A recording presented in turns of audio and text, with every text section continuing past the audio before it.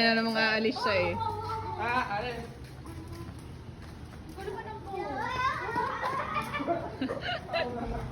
Tuwan-tuwa na naman ang bata.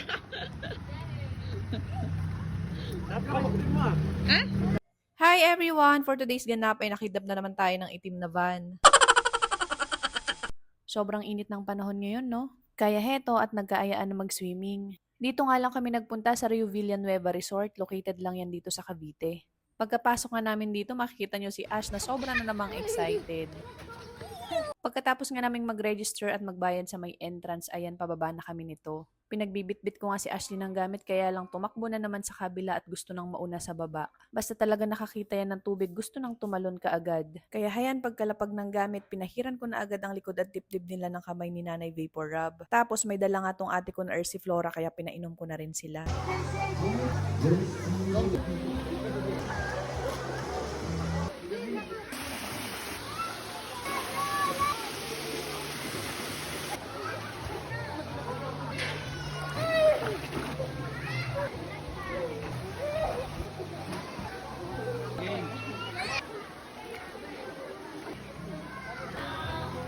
May nagtanong sa akin nung minsan parang hindi daw nakikita na namamasyal kami sa mall. Pumupunta pa rin naman po kami pero for grocery purposes na lang po. Bukod kasi sa pricey na ang bayad sa mga playhouse, hindi ko na rin feel na nag-e-enjoy si Ashley. Mas nakikita na kasi namin yung happiness niya sa nature. Tsaka alam nyo ba, parang meron akong greatest heartbreak sa isang playhouse dito sa lugar namin. At kapag naaalala ko siya hanggang ngayon, hindi ko maiwasan na malungkot. Alam mo, yung gustong-gusto mong iparana sa anak mo yung mga ginagawa ng mga tipikal na bata. Pero may mga taong titignan at ipaparamdam pa sa'yo na kakaiba siya. Hindi ko talaga nakalimutan yung experience ko na yun.